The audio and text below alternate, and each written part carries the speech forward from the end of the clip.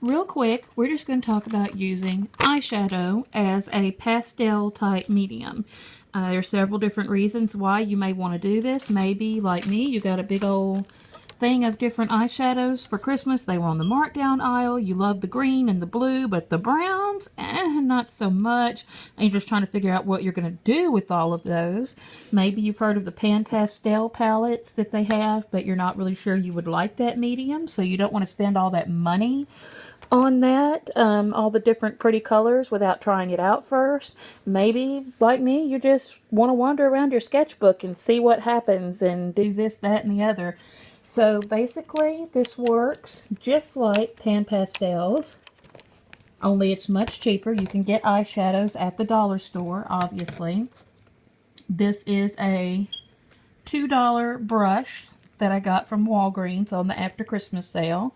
So it's just a little rounded type eyeshadow blending brush. And all you do is the same thing as you would do for a pan pastel color. You put your brush in there. Preferably you use two hands when you're doing that, unlike me. And you just brush it on your paper.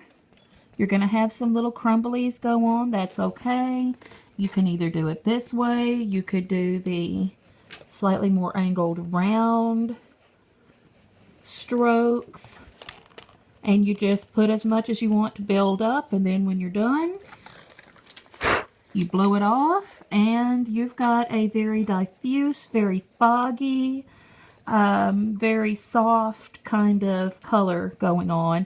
And you can just keep on blending it out until you've got just the white paper, so you can actually blend out lighter, lighter, lighter until it's gone if you want something that's very soft and very diffused. So cheap, easy.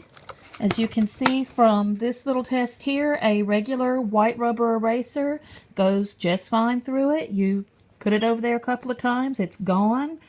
As you see up here on the cat, you can use it to kind of round things and go across things, do your regular shading like you would do.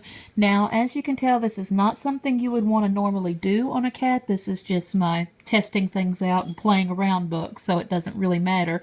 But as you can tell, this is kind of a soft, you could even do almost a chrome type of finish with it, but not necessarily fur like on the real guys. As you notice, that's very rough, and it's got a bunch of different lines in it, highlights, lowlights, versus this. So it's not a technique you use for everything.